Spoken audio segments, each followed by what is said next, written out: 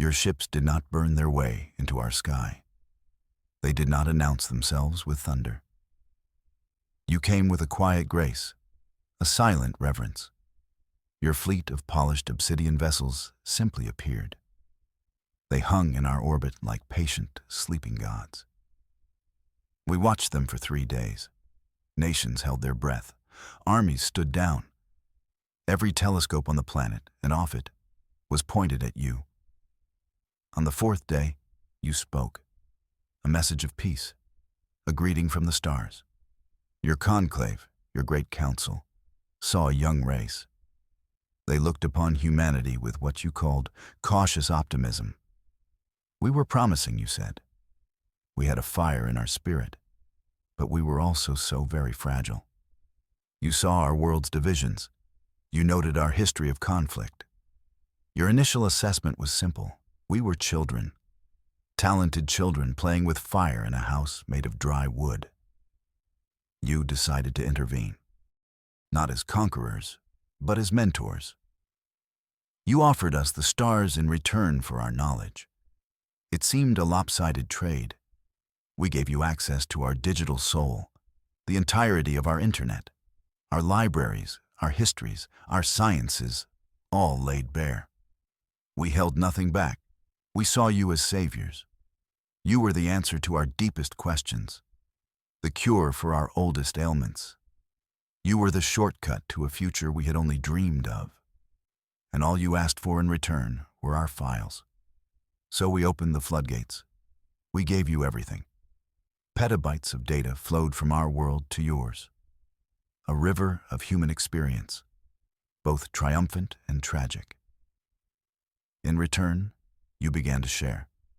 You showed us star charts for systems we never knew existed.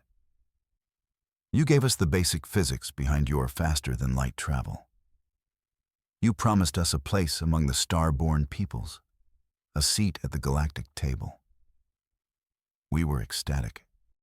We were on the verge of a golden age, one built on your generosity and our cooperation.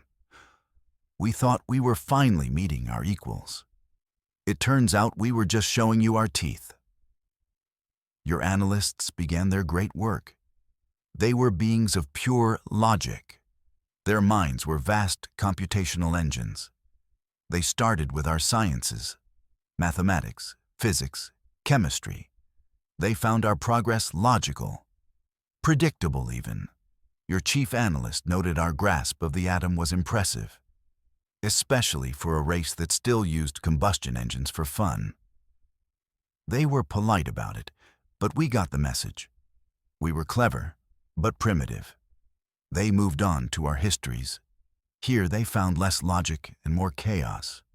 They reviewed our countless wars, our empires rising and falling like tides. They saw our capacity for cruelty, but they also saw our capacity for great compassion. Your historical analysts filed their report. Humanity was a paradox, a species of brilliant contradictions, capable of building cathedrals and concentration camps. They classified us as a high-risk, high-reward civilization. Still, nothing prepared them for what came next. The science was understandable. The history was messy, but followed certain patterns. Your analysts believed they had a complete picture of us. They had our facts, our figures, our recorded past. They thought they knew the human race. Then, one of your junior archivists stumbled upon a new directory. It was a server cluster of immense size, larger than our sciences and histories combined. It was labeled simply, entertainment. At first, you believed these were military simulations. It was a logical conclusion. The files depicted conflict on a scale you had never considered. Complex scenarios of global invasion and planetary defense. You saw tactics and strategies of stunning creativity. Your war masters were impressed. They requested all available files. They wanted to study our theoretical threat modeling. They assumed these were our contingency plans, our secret digital war games. You had no idea these were just our movies. The first files you decoded were from a franchise about wars in the stars. You saw ships the size of cities. You watched them engage in orbital combat. Great beams of energy tore across the vacuum of space. Planets were shattered with a single blast. Your conclave was summoned for an emergency session. Your own history of conflict was long, but it was sanitized. Your wars were fought with cold, logical precision. Never had you conceived of such wanton destruction, such apocalyptic weaponry. You watched a film about an alien invasion. The invaders were insectoid. They swarmed across a desert planet. They fought with biological weapons. They overwhelmed our soldiers with sheer numbers. Your strategists were horrified. They had never encountered an enemy that did not value its own life, an enemy that fought with such suicidal fanaticism. This was a form of warfare beyond your comprehension. It was not logical. It was not efficient. It was a nightmare. Then you watched a story about machines, our own creations turning against us. A relentless skeletal robot hunting a single woman. A global artificial intelligence launching a nuclear holocaust. The concept was not entirely alien to you. You had safeguards against rogue AI. But your safeguards were based on logic and containment. You had never imagined an artificial mind driven by pure hatred, an intelligence that did not want to control, but to exterminate. You saw our greatest fears and believed they were our greatest plans. The file that broke your analysts was a simple one, a found footage film from the late 20th century. It was about a group of students lost in the woods. They were hunted by something unseen, something ancient and malicious.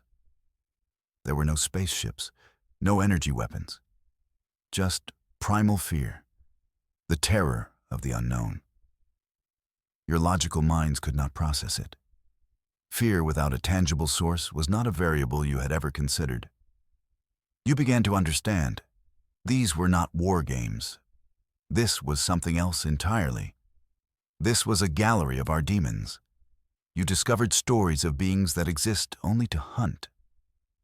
Your analysts studied a film about a creature on a star freighter. A perfect organism. Its structural perfection was matched only by its hostility. It had acid for blood. It grew inside a living host. It was a monster born of biological warfare, we thought. You saw it as a life form engineered for pure terror, a being with no higher purpose than predation. The idea was new to you, terrifyingly new. In your understanding of the universe, life sought purpose. It sought to build, to learn, to expand. Even your most aggressive species operated on a logical plane. They conquered for resources, for territory, for ideology. You had never encountered a species, real or imagined, that simply killed for the sake of killing. The concept of a perfect predator, a being that was the apex of evolution for the sole purpose of ending other life, shook you to your core. You then found our mythologies of the undead, armies of reanimated corpses, their only desire to consume the living. You watched our heroes fight them. They boarded up windows. They aimed for the head. They struggled for survival in a world overrun by their former friends and neighbors. Your medical analysts were baffled. The biology was impossible. The physics made no sense. But the psychological impact was undeniable. We had imagined a plague that turned love into a ravenous, mindless hunger. What truly disturbed you was our creativity in this field. It was not just one kind of monster. We had hundreds, thousands, creatures that swam in the deep, things that fell from the sky, beings that wore the faces of people we trusted. Every culture had its own unique set of horrors, a bestiary of impossible beasts. You concluded that we had spent a significant portion of our history imagining new ways to be killed. You wondered why a species with so many real enemies would need to invent new ones. Your logic engines began to fail. They were designed to process data, to find patterns. But there was no pattern to our nightmares, only chaos. You found our tales of cosmic dread, stories of ancient, sleeping gods whose very existence was a paradox, beings from beyond space and time. Their awakening would mean the end of all sanity. Your star science experts tried to understand. They looked for these entities in their charts. They scanned for their energy signatures. They found nothing. That was the point. That was the horror we had designed. A foe that could not be fought. A terror that could not be understood. An enemy so vast, so alien, that the human mind would simply break in its presence. We called it Lovecraftian. You called it a psychological weapon of unimaginable power. You saw our fictional cultists, humans who worshipped these star-spawned gods, humans who actively sought to end the world. You had no frame of reference for this. The desire for self-destruction on a species-wide level.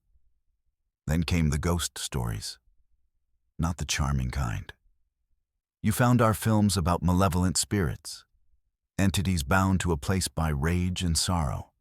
They haunted houses. They possessed children. They were the echoes of our own unresolved pain. Your understanding of life and death was clinical. Consciousness was a product of biology. When the body died, it was over.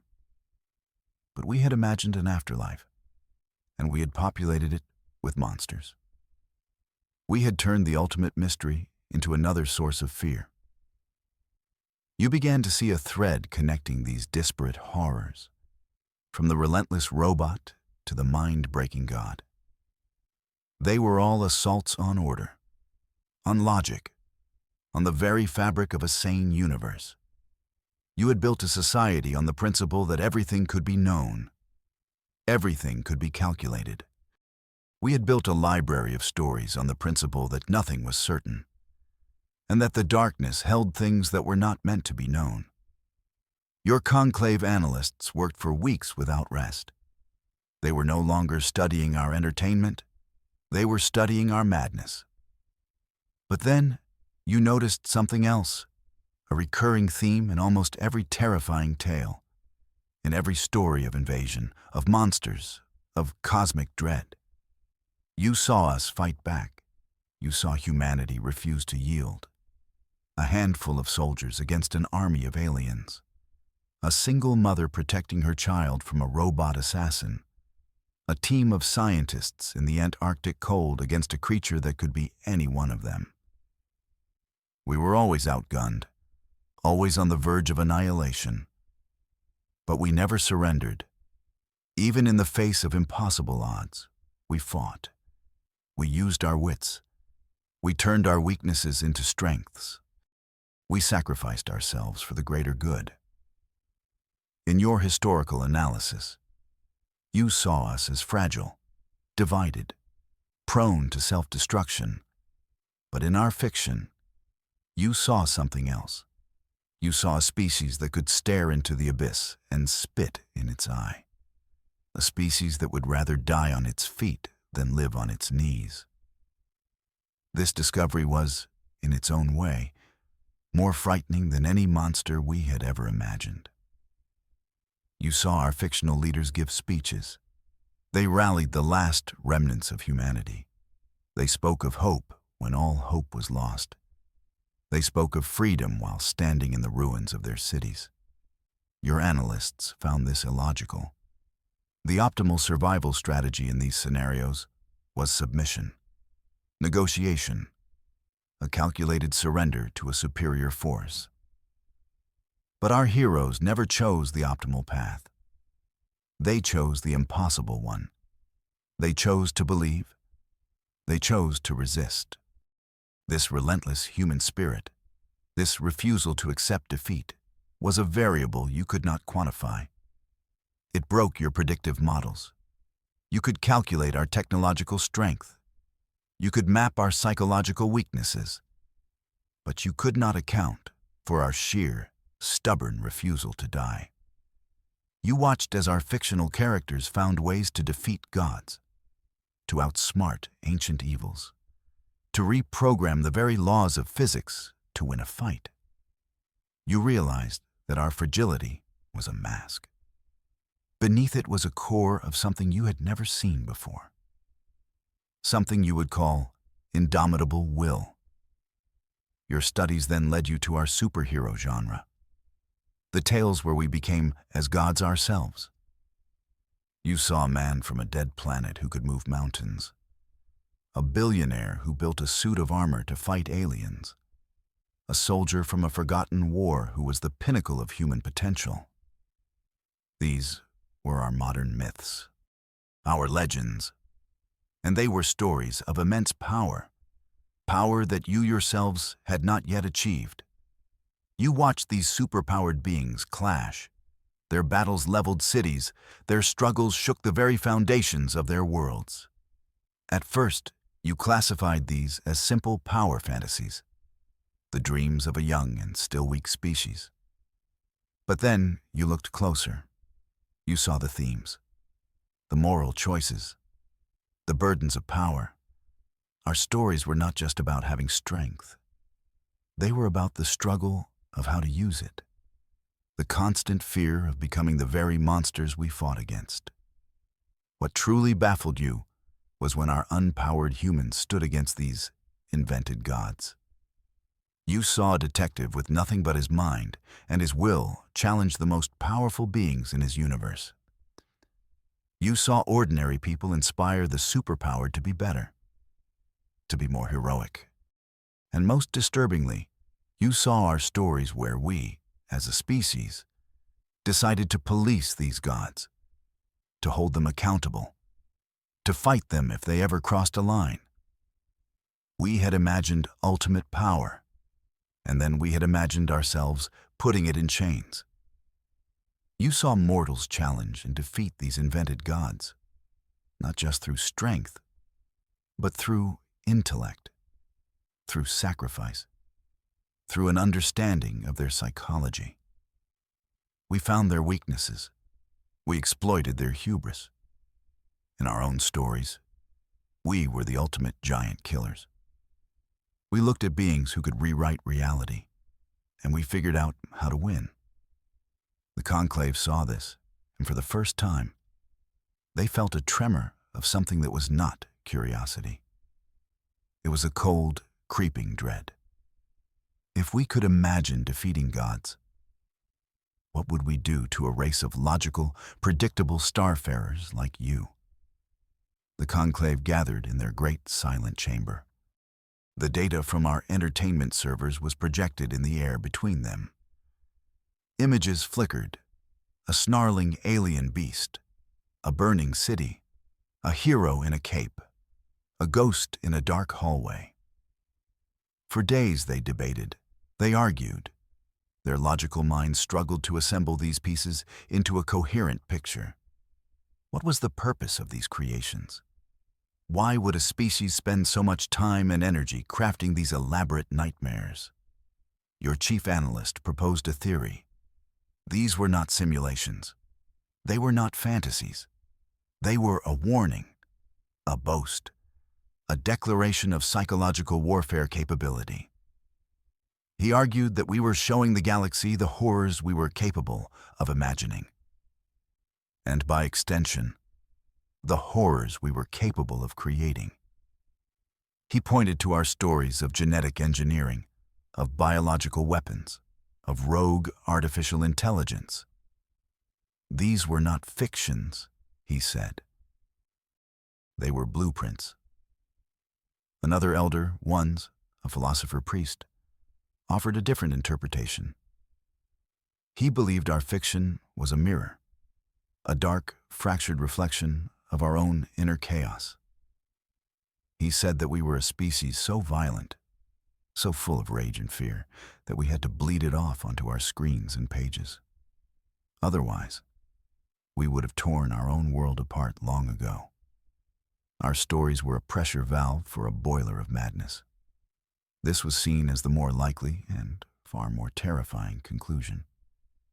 The final consensus was a synthesis of both ideas. The conclave concluded that our imagination was not just a tool for art, it was a weapon. The most powerful and unpredictable weapon they had ever encountered. They reasoned that a species that could dream up 1,000 different ways for the world to end, 1,000 different monsters to haunt the dark, was a species that could not be trusted. They decided that our fictions were not a mirror of what we were, but a preview of what we could become.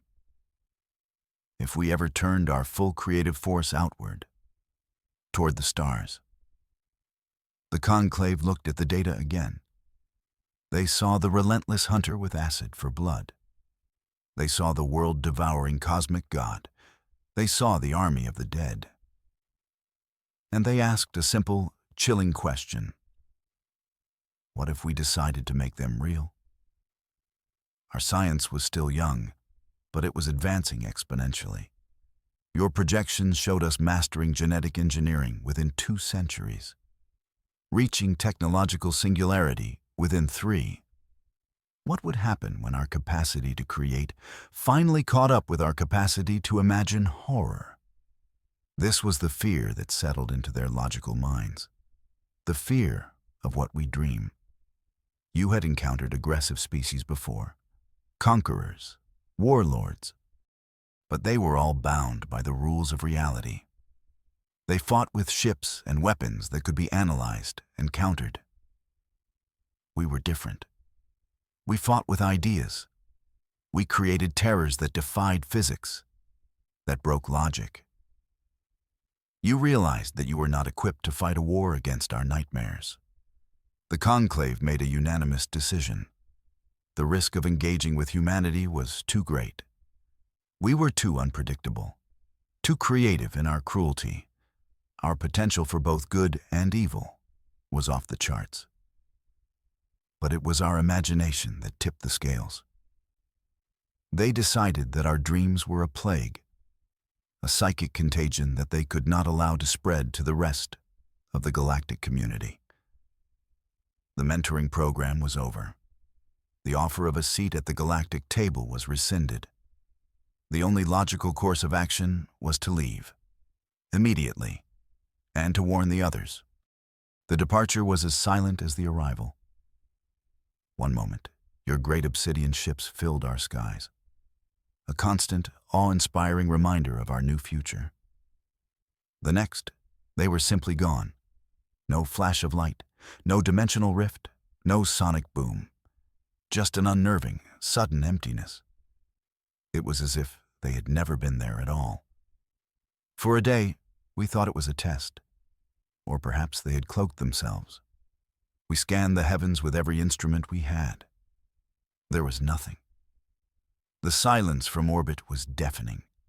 The world panicked. Governments fell. Conspiracy theories bloomed like algae in a fetid pond. Had we offended them? Had we failed some cosmic test? Did they take our data and simply abandon us? The dream of a golden age died in an instant, replaced by a profound sense of loss and a creeping global paranoia. We were alone again, and we had no idea why. We searched for a reason. We pored over the logs of our interactions, every communication, every data packet we had sent them. For weeks, our best minds sifted through the digital ghost of your presence. We found nothing. No complaints, no warnings, no final goodbyes. Just the vast, empty archives where your knowledge had briefly resided. You had wiped your gifts from our servers as you left, taking back the secrets of the stars, leaving us with only our own chaotic world. Then, a junior astronomer in a Chilean observatory found it. A single, repeating signal. It was not aimed at us. It was a wide-beam broadcast, pointed away from our solar system, out into the deep galaxy. It was a simple, elegant piece of code, a beacon. a warning buoy in the cosmic ocean. It took us another week to translate it. The message was not for us. It was about us. The message was brief. It was concise. It was utterly terrifying. It identified our solar system by its unique stellar coordinates. It identified our species by our genetic markers and our chosen name, humanity. It contained no threats, no declarations of war. It was a simple advisory notice, a warning to any and all star-faring civilizations. And this is what it said. Avoid this system. Do not make contact with the species calling themselves human. They are a race of unparalleled imaginative power. Their minds create terrors that defy logic and reason. They have conceived of 1,000 apocalypses. They have dreamed of gods and monsters we cannot comprehend. We believe their fictions are a precursor to their future capabilities. They are not physically hostile, but their minds are a weapon. To engage with them is to risk psychological contamination. They are the beings who dream of the dark, and we fear they will one day learn to bring those dreams to life. Do not approach, do not interact for your own sanity. Stay away. When we finally decoded that message, everything clicked into place.